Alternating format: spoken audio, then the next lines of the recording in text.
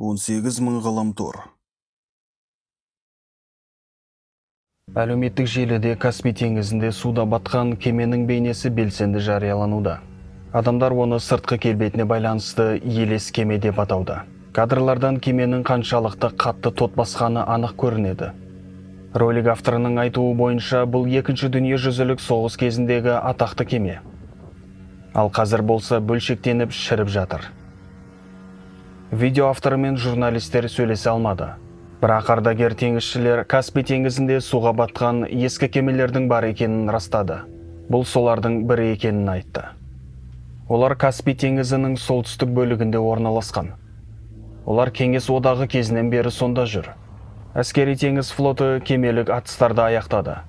Бұл кемелер теңіз нысанасы ретінде пайдаланылды. Бұл 70-80 жылдардағы кемелер, деді ардагерлер. Во Вторую мировую очень много помогли.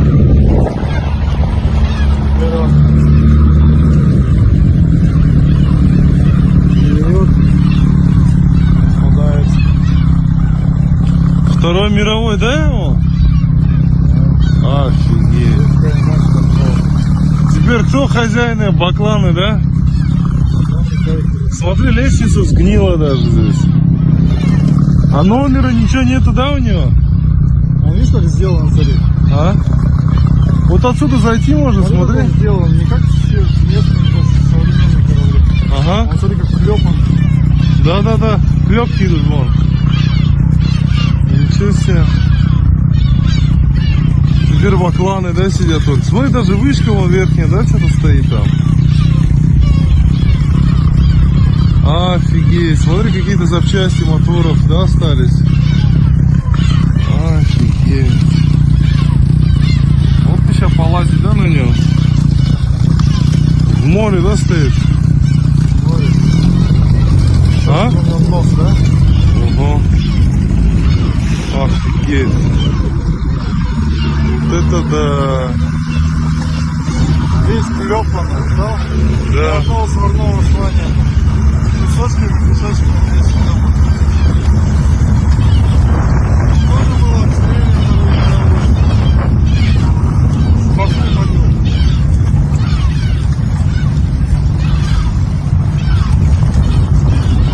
Паспорт. Возил. Всякие там.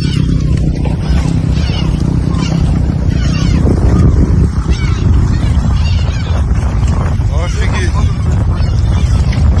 Со Второй мировой войны, да? Офигеть. Реально, везде, даже вон внутренние клепки, да? Везде клепа. Ты хочешь зайти посмотреть?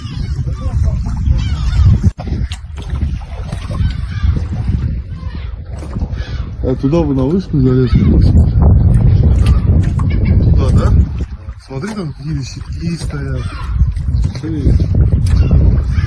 Давай. Ардагер теңізшілердің сөздерін SSI Ақтау дайвинг орталығының директоры Олег Морозов та растады. Ол да Каспийде кемелер зираты бар екенін айтты. Ол жерде бұрын КСРО кезінде полигон болған. Есептен шығарылған кемелерге зымыран атылған. Содан кейін браконьерлер шекаралардан жасырынған. Бізде тағы су басқан Нобель ағайындыларының пароходы бар. Ол 1881 жылы салынған, деді Олег Морозов. Бірақ әлемде жұмбақ елес кемелер туралы оқиғалар өте көп. Солардың бірі Мария Селеста, 1872 жыл. 1872 жылы солтүстік Атлант мұхитының суларында бортында экипажсыз табылған Мария Селеста желкенді кемесі тарихы әлі күнге дейін құпиялар мен жұмбақтарға толы ең танымал елес кемелердің бірі болмақ. Бастапқыда Амазонка деп аталатын кеме 1861 жылы жасалған, және оны осыншама танымал еткен оқиғаларға дейін ол бірқатар сынақтардан, соның ішінде қатты дауылдардан, басқа кемелермен және рифтермен соқтығысудан, сондай-ақ бірнеше капитандарды ауыстырудан аман қалды. Кеме жаман атаққа ие болған. Тіпті көптеген теңізшілер оны толығымен қарғысқа ұшыраған деп сенді. Алайда 1872 жылы 5 қарашада кеме сол кезде оның қолбасшылығында болған капитан Бенджамин Брикс әйелі Сара мен 2 жасар қызымен және 7 адамнан тұратын экипажымен бірге саяхатқа шықты. Алкогольдің үлкен партиясын тасымалдайтын Мария Селестаның бастапқы жолы Нью-Йорктегі Стейтен Айленд порты және соңғы порты Генуя, Италия болды. Алайда кеме сапардың соңғы нүктесіне жете алмады. Бір айдан кейін кеме Гибралтар жағалауында жолаушыларсыз және бортында экипажсыз табылды. Теңіз суларында өз бетімен жүзіп жүрген Мария Селестаны Дей Грация атты кемесінің капитаны Дэвид Рид Морхаус байқайды. Алғашқында теңізші оны ескі кеменің сынық қалдықтарына ұқсатқан еді. Бірақ кейіннен оның алдында ескі танысы капитан Брикстің кемесі тұрғанын түсінген кезде бірден бортқа шығып, оны тексеруге бұйрық берді. Алғашқы тексеруді жүргізген матростар кемеден тірі адамдарды да, өлгендердің денелерінде таппады. Бірақ ең таңғаларлығы, кемеде ешқандай зақым жоқ. Және капитан мен оның әйеліне тиесілі бағалы жүк, ақша мен зергерлік бұйымдар өз орнында болды.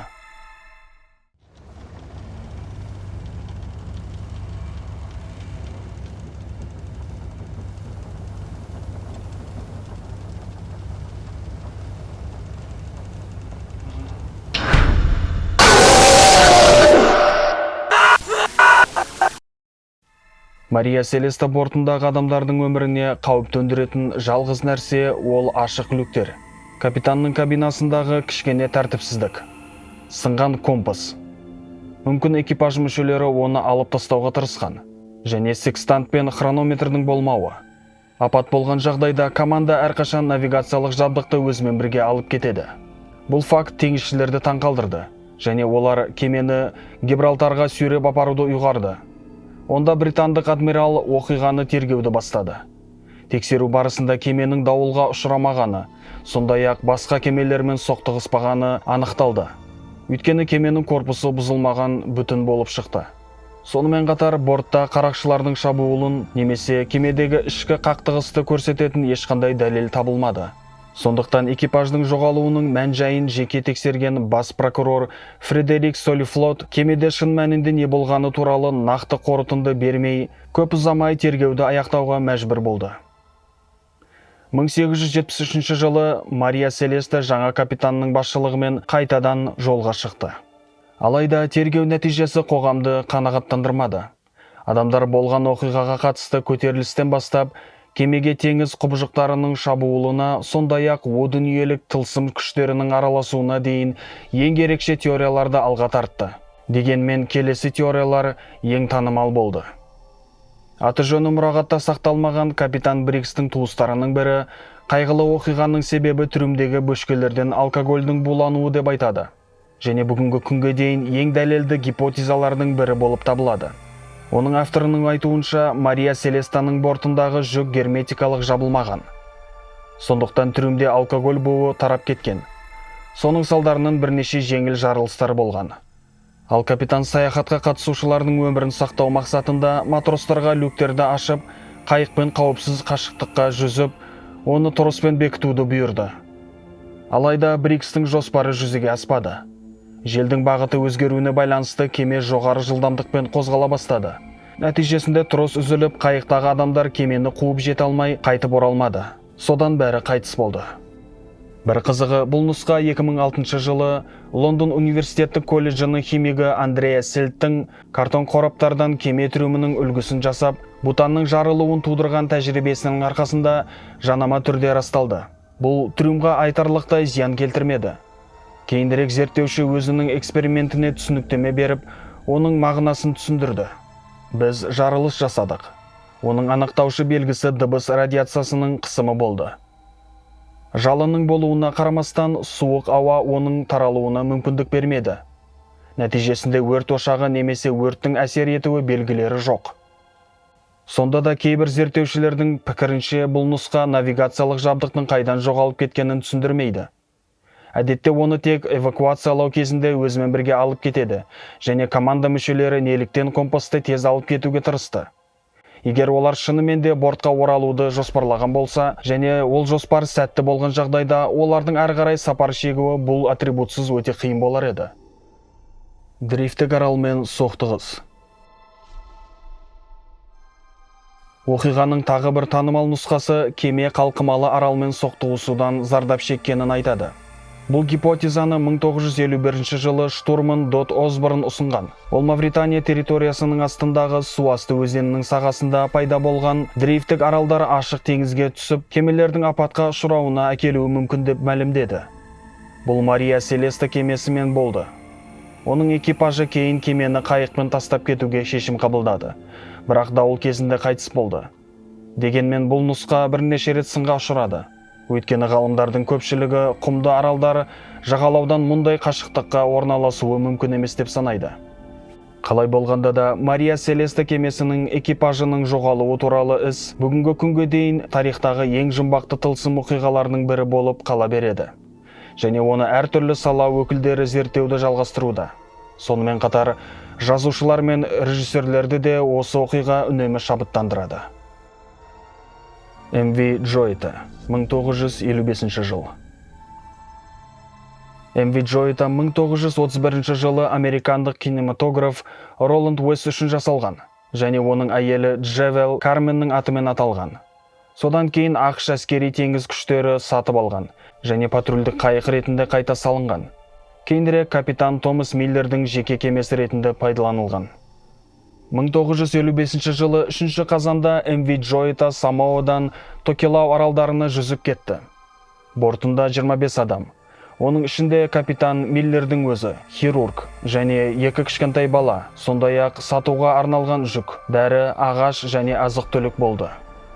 Бір қызығы, кеме порттан нақты сапарға кету уақытынан бірнеше сағат бұрын шығуы керек еді. Бірақ қозғалтқыштардың бірінің дұрыс жұмыс істемеуіне байланысты жөнелту кейінге шегерілді. Жол жүру уақыты 2 күннен аспауы керек еді. Ал 5 қазанда Токелау порты М.В. Джойта кешігіп жатқанын хабарлады.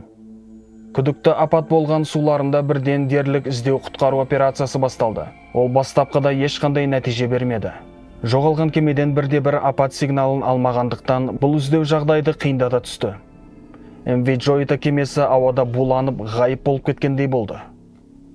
Алайда іздеу жұмыстары жалғасып, 5 аптадан кейін кеме соңғы баратын жерінен 1000 шақырымдай жерде табылды. М.В. Джойтаны ашқан теңізшілер кеменің кейбір жерлері аздап суға батқанын және бортта бірде-бір тірі жан болмағанын, сонымен қатар жүк, секстант, хронометр және журнал болмағанын хабарлады. Апат орнында жеткен құтқарушылар кемені тексеріп, оны айтарлықтай зақымданбағанын анықтады. Қозғалтқыштарының бірі әлі де жұмыс істеп тұр. Сонымен қатар трюмдік сорғы бар. Корпус бүтін және радио байланыс жұмыс істеп тұр. Дегенмен борттан М.В. Джойта жолаушыларына қауіп төніп тұрғанын көрсететін дәлелдер әлі де табылды.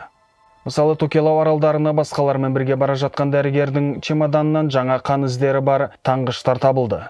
Сонымен қатар яхта капитаны оған қоса экипажда кеменің корпусы тығын материалдан жасалғанын және іс жүзінде суға батпайтынын білді. Сондықтан экипаж мүшелері мен жолаушыларға табиғи құбылысқа байланысты қандай да бір бұзылу немесе қауіп төнген жағдайда да борттан шығудың қажеті болмады.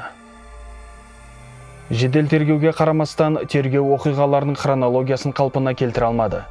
Және 1955 жылы М.В. Джойта яхтасымен шын мәнінде не болғанын біле алмады.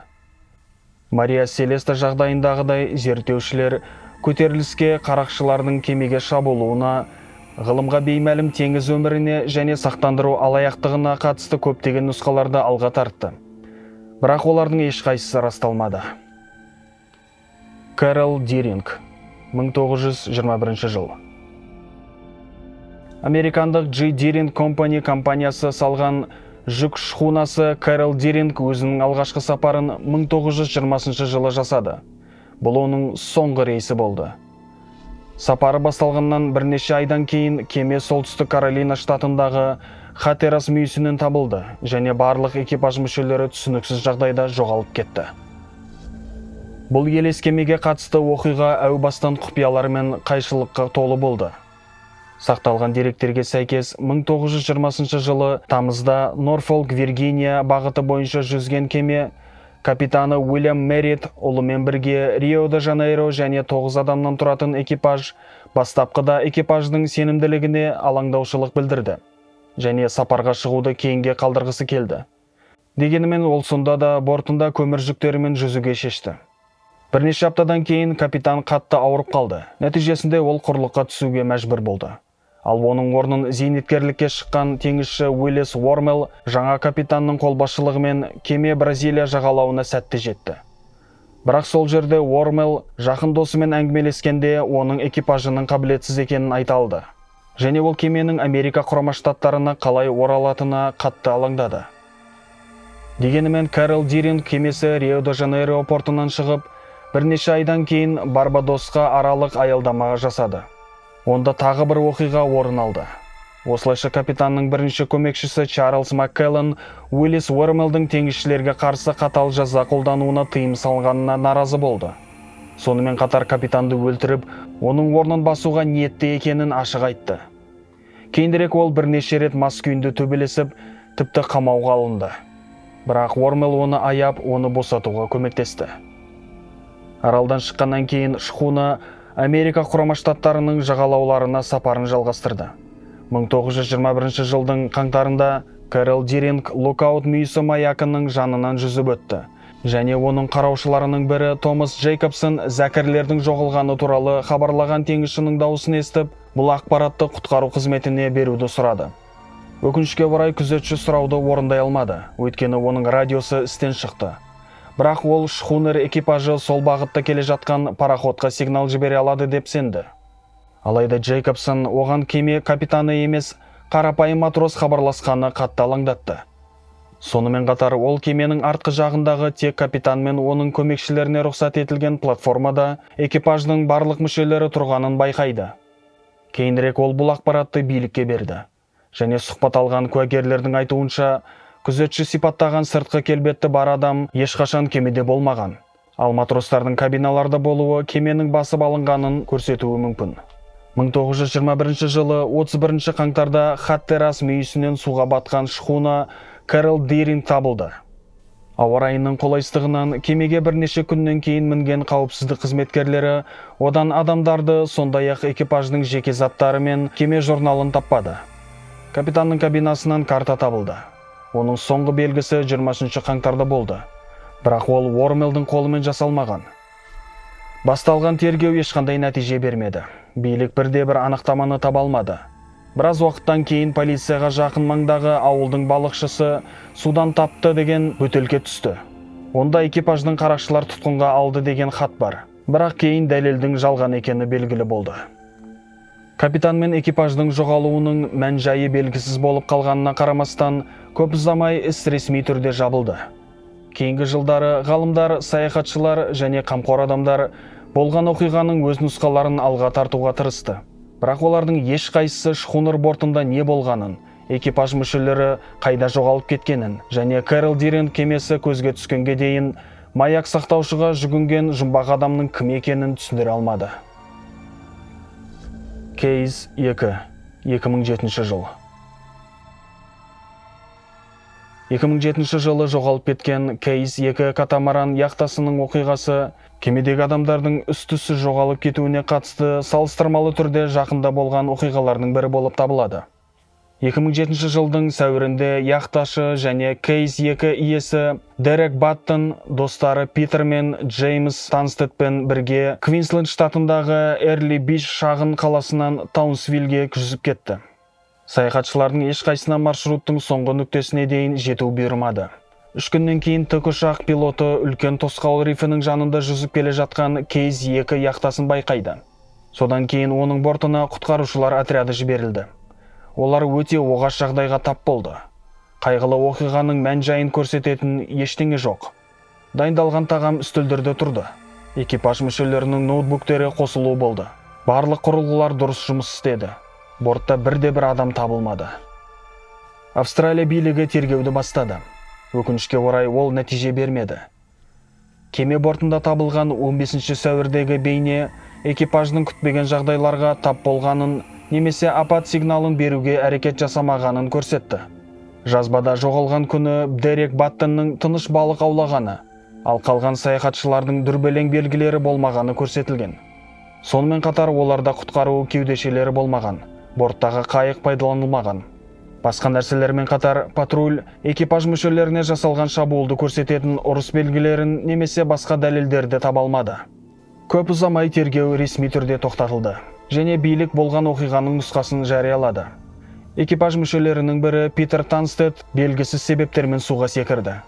Бірақ яхта желмен бағыттала бастағандықтан бортқа орала алмады. Оның ағасы Питерді суда байқап дереу көмекке ұмтылды, бірақ ол сәтсіздікке ұшырады.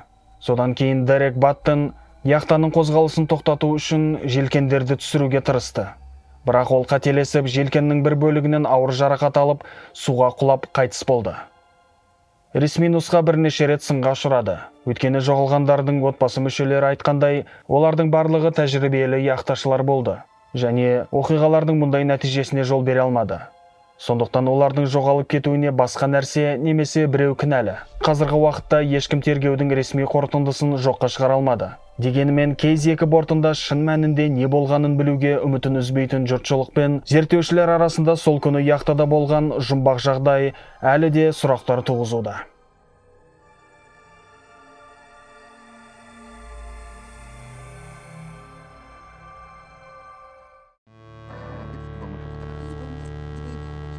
Ал сіздер қалай ойлайсыздар? Бұл оқиғаның бәрі шынайы ма? Әлде жай аңыз ба? Бірақ жел тұрмаса шөптің басы қимылдамайды дейді. Жоқ әлде